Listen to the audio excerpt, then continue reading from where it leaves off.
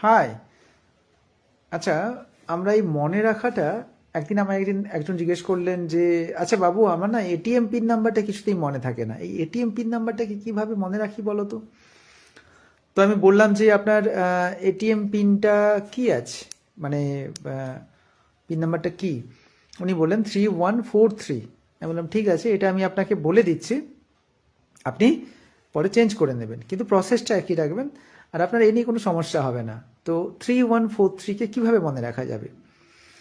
এখন হিউম্যান ব্রেনের যে ল্যাঙ্গুয়েজ হচ্ছে ইমেজ, তো ইমেজ ছাড়া আপনার যদি কিছু মনে রাখতে হয়, সে যে কোনো জিনিস আপনাকে ইমেজে কনভার্ট করতে হবে, বেসিক জিনিস। তো আমি 3143 কোনো ইমেজ নেই, তাই আমরা মনে রাখতে পারি না। আমরা ম্যানুয়ালি একটা ট্রাই করি, অনেকের মনে রয়ে যায় বারবার রিপিটেশনের দ্বারা, কিন্তু এটা অনেক বেশি এফোর্ট লাগে। যাদের মনেও থাকে তাদের অনেকটা এফোর্ট দিতে হয়। এটা খুব সিম্পল এফোর্টে আমরা কিন্তু মনে রাখতে পারি। যেমন একটা উদাহরণ দিচ্ছি, 3143, তো এটাকে আমি একটা ইমেজে কনভার্ট করে দিচ্ছি। May I help you.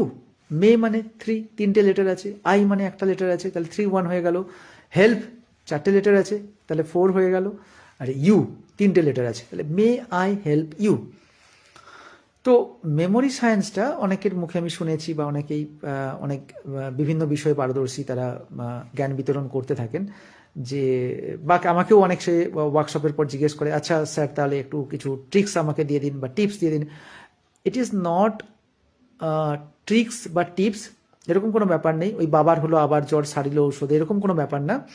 It's a parallel system. এটাকে রিপ্রোগ্রামিং বলবো, I would refer say reprogramming of the brain. এবং এটা শিখতে কিছুদিন সময় লাগে, অন্তত কিছু সপ্তাহ সময় লাগে। তো তখন কি হয়, আপনার যে টুলগুলো আপনি যেগুলো ইউজ করেন ইনফরমেশন রিটেন করার জন্য বা স্টোর করার জন্য, সেগুলো অনেকটা অ্যাডভান্স হয়ে যায়। এর ফলে আপনি যে কোনো জিনিস একবার দেখে, একবার শুনে বা একবার পড়ে সেটাকে মনে রাখার মতো ক্ষমতা আপনার মধ্যে তৈরি হয়ে যায়। এটা কোনো ট্রিক্স বা টিপস না, এটা এটা আস্ত একটা বিজ্ঞান, এবং এটা ডেভেলপ করতে একটু সময় লাগে। তাহলে শেষ করছি ওই একই পিন নাম্বার দিয়ে 3143 কীভাবে মনে রাখবো? May I help you.